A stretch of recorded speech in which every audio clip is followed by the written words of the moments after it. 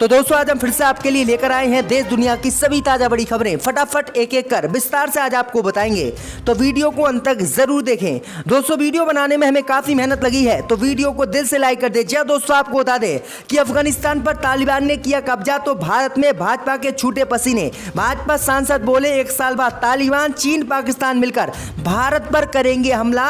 मोदी को तालिबान को रोकना चाहिए। तो किस तरह से मोदी की मुश्किलें भारत में बढ़ गई हैं, वहीं आपको बताएंगे। दोस्तों की पेगासस जासूसी मामले को लेकर सुप्रीम कोर्ट से मोदी सरकार को लगा बड़ा झटका। सुप्रीम कोर्ट ने मोदी सरकार के आरोपों को खारिज करते हुए जांच के दिए आदेश। वहीं आपको बताएंगे दोस्तों की पूरे देश में आज टीएमसी मना रही है खेला होवे दिवस। ममता ने भाजपा पर बोल दिए हैं बड़े हमले। वहीं आपको बताएंगे दोस्तों कि उत्तर प्रदेश में भाजपा ने हटाए अपने 3 जिला अध्यक्ष। पंचायत चुनाव में गड़बड़ी का लगा था आरोप, अब खुल गई है चुनाव में गड़बड़ी की भाजपा की पोल। वहीं आपको बताएंगे दोस्तों कि अफगानिस्तान से एयर इंडिया फ्लाइट से दिल्ली पहुंचे 200 लोग। कहा अफगानिस्तान के राष्ट्रपति अशरफ गनी ने दिया है देशवासियों को धोखा, निकले वो गद्दार। वहीं आपको बताएंगे दोस्तों कि शिवपाल यादव ने किया ऐलान, अगर समाजवादी पार्टी की उत्तर प्रदेश में बनी सरकार तो तीनों कृषि कानून होंगे रद्द और मुसलमानों को मिलेगा पूरा सम्मान। तो सभी खबरों को आपको बताने वाले हैं दोस्तों, वीडियो को लाइक कर दें।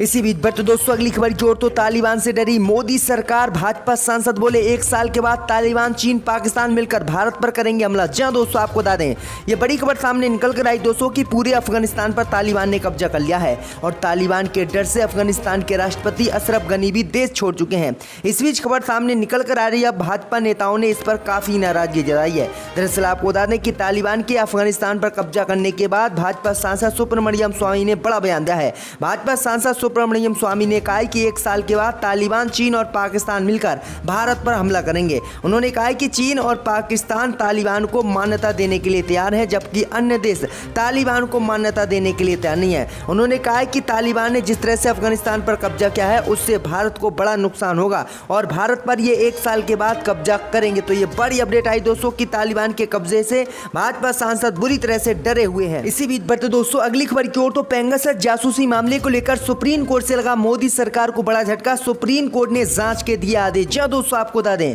कि पिछले 1 महीने से पेगासस मामले को लेकर देश में सियासत गरमाई हुई है। वहीं इस मामले को लेकर आज सुप्रीम कोर्ट से केंद्र की मोदी सरकार को बड़ा झटका लगा है।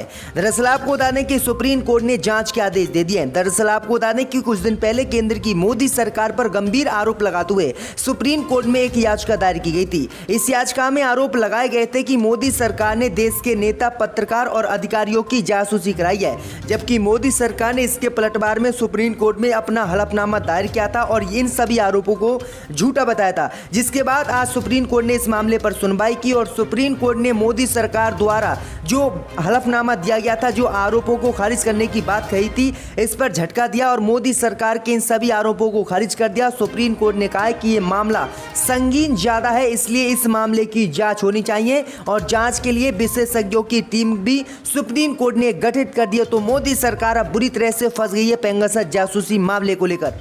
इसी बीच बढ़ते दोस्तों अगली खबर की ओर। तो टीएमसी आज मना रही है खेला होवे दिवस। भाजपा ने बंगाल बचाओ दिवस के साथ किया पलटवार।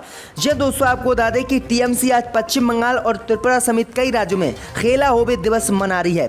टीएमसी प्रमुख और मुख्यमंत्री ममता बनर्जी ने 21 जुलाई को खेला होवे को बढ़ावा देने के लिए 16 अगस्त को खेला होवे दिवस के रूप में मनाने का ऐलान किया था, जिसके बाद आज पहली बार पश्चिम बंगाल और दूसरे राज्यों में खेला होवे दिवस मनाया जा रहा है। वहीं भाजपा ने आज के दिन बंगाल बचाओ दिवस के तौर पर मनाने का फैसला किया है, क्योंकि पश्चिम बंगाल में प्रधानमंत्री मोदी ने रैलियों में आकर कहा था कि बंगाल में खेला होवे, ममता बनर्जी 2 मई को चली जाएंगी। लेकिन बंगाल में भाजपा बुरी तरह से हारी और ममता बनर्जी पूर्ण बहुमत के साथ सरकार बनाई, जिसके बाद ममता बनर्जी ने प्रधानमंत्री मोदी की किरकिरी के लिए खेला होवे दिवस मनाया है। तो ममता बनर्जी आज पूरे देश में खेला होवे दिवस मना रही हैं।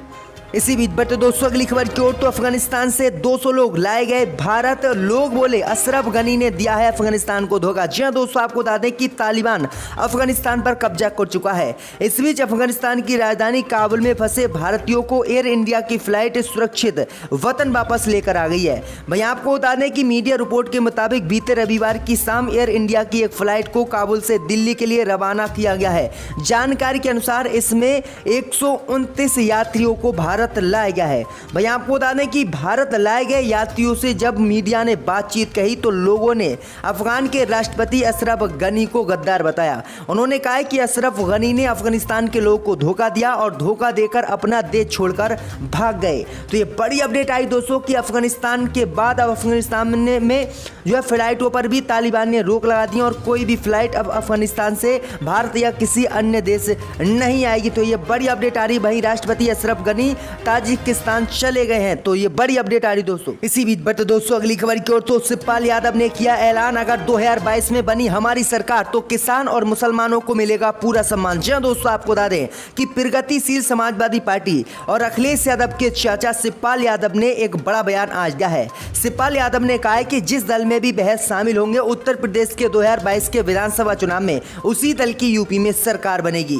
उन्होंने कहा है कि हमारी 2022 में सरकार बनी तो हम उत्तर प्रदेश में किसान और मुसलमानों को पूरा सम्मान देंगे। उन्होंने कहा है कि किसी भी के साथ भी धर्म जाति के नाम पर हम भेदभाव नहीं करेंगे।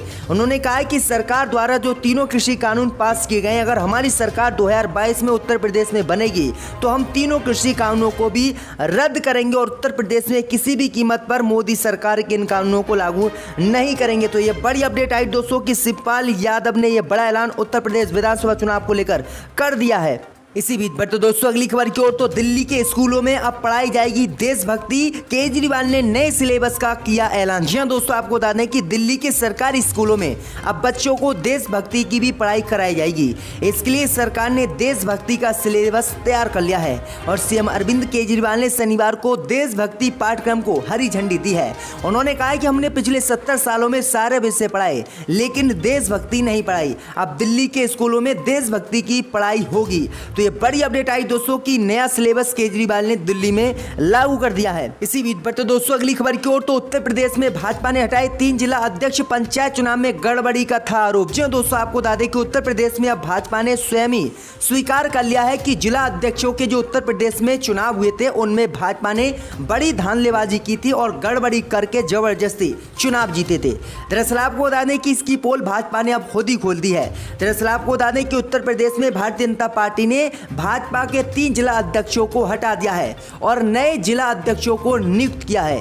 दरअसल आपको बता दें कि इन पर पंचायत चुनाव में गड़बड़ी करने का आरोप लगा था। यानी इससे साफ हो गया है कि जिला अध्यक्ष के जो चुनाव बीजेपी ने उत्तर प्रदेश में जीते हैं उन सभी में गड़बड़ी हुई थी और अब भाजपा ने ही मान लिया है कि गड़बड़ी इन लोगों ने की थी, इसलिए इन्हें हम अब हटा रहे हैं। तो किस तरह से भाजपा स्वीकार अब उत्तर प्रदेश में ही करती जा रही कि हमने गुंडा राज उत्तर प्रदेश में चलाया है। इसी बीच पर तो दोस्तों अगली खबर की ओर। तो भाजपा सांसद सुमिता देव ने छोड़ी कांग्रेस पार्टी, टीएमसी में हो सकती हैं शामिल। जी दोस्तों, आपको बता दें कि अखिल भारतीय महिला कांग्रेस अध्यक्ष और सिचलर की पूर्व सांसद सुमिता देव ने कांग्रेस पार्टी आज छोड़ दी है।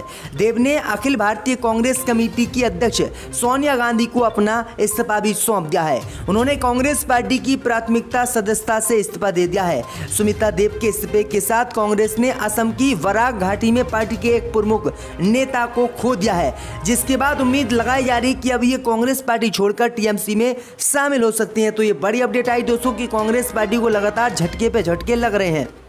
इसी बीच बढ़ते दोस्तों अगली खबर की ओर। तो अफगानिस्तान में तालिबान राज के खिलाफ अमेरिका में जबरदस्त प्रदर्शन, जो बाइडेन के घर को अफगानिस्तान के नागरिकों ने घेरा। जी हां दोस्तों, आपको बता दें ये बड़ी खबर सामने निकल कर आई दोस्तों कि अफगानिस्तान में इस समय तालिबान का कब्जा हो गया है और अफगानिस्तान के राष्ट्रपति अशरफ गनी ने भी देश छोड़ दिया है। इस बीच खबर सामने निकल कर आ रही दोस्तों कि अब अमेरिका के राष्ट्रपति जो बाइडेन के विरोध में अफगानिस्तान के नेताओं ने अमेरिका में जो बाइडेन का घर घेर लिया है और जो बाइडेन के घर के बाहर अमेरिका के खिलाफ अफगानिस्तान के नागरिक प्रदर्शन कर रहे हैं और नारे लगाते हुए कह रहे हैं कि जो अफगानिस्तान में स्थिति है उसके लिए अमेरिका और जो बाइडेन जिम्मेदार है। अगर अमेरिका के राष्ट्रपति जो बाइडेन नहीं होते तो अफगानिस्तान में तालिबान कब्जा नहीं कर पाता था। उन्होंने कहा है कि अमेरिका की मिली भगत जो है तालिबान के साथ है, इसलिए तालिबान ने एकदम कब्जा कर लिया है। तो ये बड़ी अपडेट आ रही दोस्तों। इसी बीच पर तो दोस्तों अगली खबर की ओर, तो फ्री पेट्रोल के लिए आपस में भिड़े बीजेपी कार्यकर्ता, तिरंगा यात्रा में जमकर बोतल की हुई लूट। जी दोस्तों, आपको बता दें कि भारतीय जनता पार्टी के विधायक संजय कुमार गुप्ता की उत्तर प्रदेश के कौशाम्बी में तिरंगा यात्रा में पेट्रोल से भरी बोतल लूटने के लिए भगदड़ मच गई। हालात इस कदर बेकाबू हो गए कि बीजेपी कार्यकर्ता आपस में ही भिड़ गए और नौबत मारपीट तक पहुंच गई। मामला कोखराज थाना क्षेत्र के भरवारी स्थित किडजी स्कूल कैंपस का है। बताया जा रहा है कि तिरंगा यात्रा में भीड़ जुटाने के लिए बीजेपी विधायक संजय कुमार गुप्ता ने फ्री में पेट्रोल देने की घोषणा की थी। जब लोग अपने अपने बाइकों से तिरंगा यात्रा में शामिल होने के लिए पहुंचे तो जान हथेली पर रखकर पेट्रोल से भरी बोतल लूटते हुए नजर आए। जबकि हजारों की इस भीड़ में आग एक छोटी सी चिंगारी भी भड़क सकती थी। तो ये बड़ी अपडेट आई दोस्तों कि किस तरह से भाजपा नेता भीड़ को इकट्ठा कर रहे हैं, लेकिन बीजेपी इन पर कार्रवाई नहीं कर रही। कोरोना क्या इनसे नहीं फैल रहा है? मगर मैं दोहराना नहीं चाहता। मैंने ये भी देखा था 2006 में कि एक एमपी ने